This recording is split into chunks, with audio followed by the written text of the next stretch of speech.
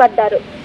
శిల్ప, ఇక్కడ కుటుంబీకులు చెప్తున్న ప్రకారంగా ఎవరిపైనా పర్టికులర్గా చెప్తున్నారా? అంటే అక్కడ ఆ ప్రిమిసెస్లో ఏదైనా సీసీటీవీ కెమెరా కానీ ఇంకేదైనా కనిపించిందా? పోలీసులకు ఏదైనా ఆధారం దొరికిందా?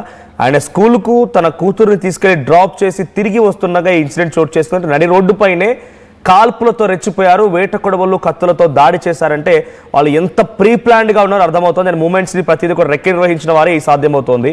సో ఆ మూమెంట్స్ ఏమైనా కనిపిస్తున్నాయా? సీసీటీవీ కెమెరాలో పోలీసులకు ఏదైనా చిన్న ఆధారం దొరికిందా?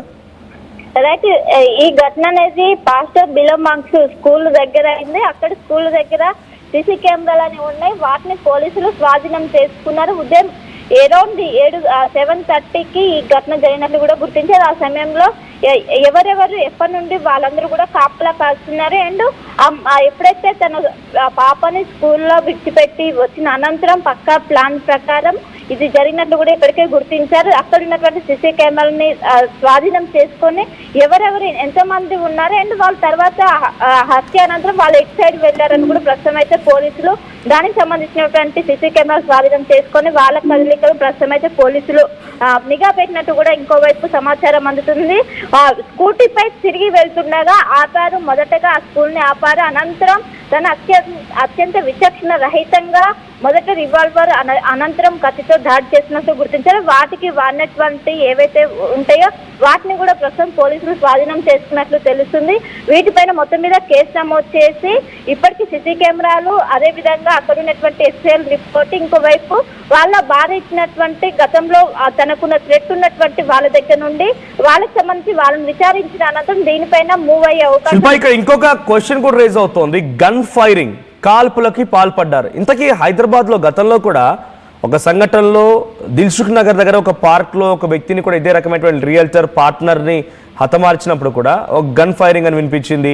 తర్వాత ఔటర్ రింగ్ రోడ్ దగ్గర గన్ ఫైరింగ్, పోలీసులు పైన గన్ ఫైరింగ్. అంటే గన్ కల్చర్ ఇంతటి స్థాయిలో శృతిమించిపోయిందా? హైదరాబాద్ లోకి ఈ గన్స్ ఎక్కడి నుంచి వస్తున్నాయి? రైట్, రోజు రోజుకి గన్ కల్చర్ అనేది పెరుగుతుంటే ఒకవైపు శాంతి భద్రతల సమస్య తలెత్తుతుందనే ప్రశ్న మాత్రం లేవనే రోజు రోజుకి ఆ ప్రశ్న అనేది వస్తూనే ఉన్నది. కానీ ఎవరు మాత్రం దాన్ని మాత్రం ఇంకా కొనసాగిస్తూనే ఉన్నారు. గన్ కల్చర్ ఒకవైపు ఎంతో హానికరం అంటూ ఒకవైపు చెప్తున్నప్పటికీ దాన్ని మాత్రం వాళ్ళు ఆపటం లేదు. మొదట రివాల్టర్ తోని మొదట కాల్పులు చేశారు. కాల్పులు చేసిన అనంతరం పెద్ద శబ్దాలు వచ్చినాయి. పెద్ద శబ్దాలు వెంటనే ఎప్పుడైతే ఆ రివాల్టర్ శబ్దానికి తన కింద పడిన వెంటనే కత్తులు తీశారు. పెద్ద పెద్ద కత్తులు తీసి అతను అత్యంత దారుణంగా పొడిచారు. అనంతరం పారిపోయారు.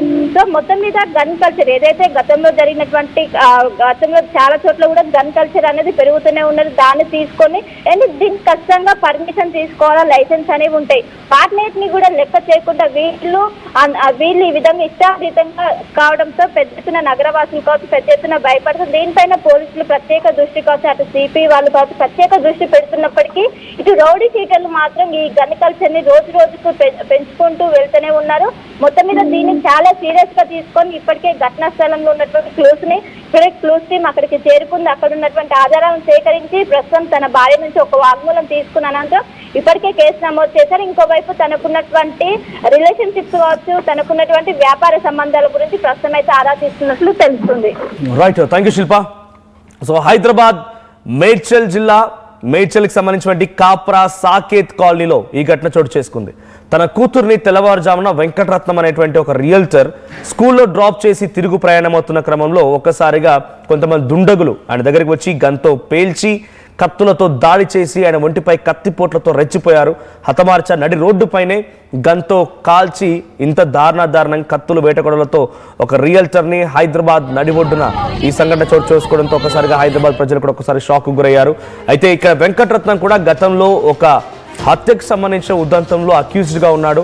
ఆయనపై రౌడీ షీట్ కూడా ఉన్నట్టు తెలుస్తోంది.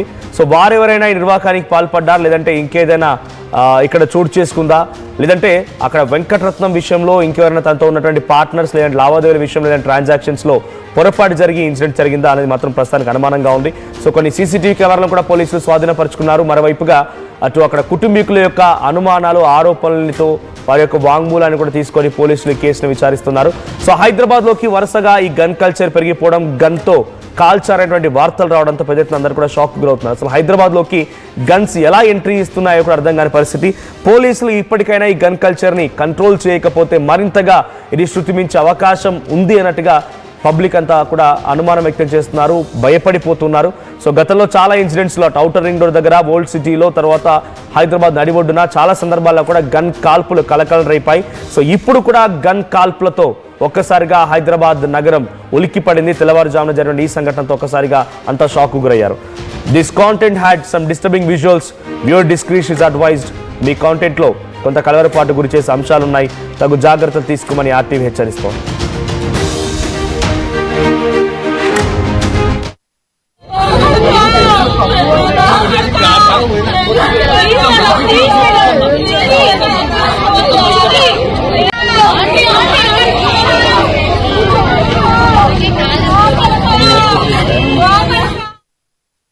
ఒకప్పుడు హైటెక్ సిటీ దగ్గర తక్కువ ధరలో ప్లాట్లు కొనుక్కుని బాగుపడ్డారు.